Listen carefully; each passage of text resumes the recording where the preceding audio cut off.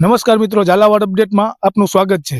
ગઈકાલે જે પાણીમાં કેનાલમાં જે યુવક પડી ગયો હતો, જેની શોધખોળ કાલે રાતે મોડે સુધી કરવામાં આવી હતી, જેમાં હળવદની ફાયરની ટીમ અને ટીકરના તરવૈયાઓને બોલાવવામાં આવ્યા હતા।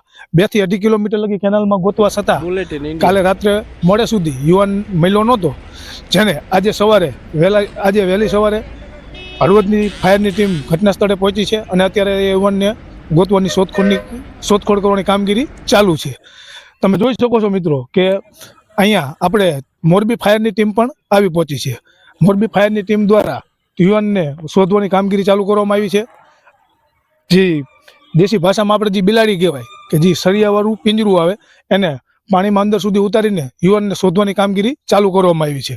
અહીંયા આપણી સાથે લોકોના ટોળા પણ ઉમટી પડ્યા છે અને લોકો બહોળી સંખ્યામાં લોકો અહીંયા ભેગા થયા છે।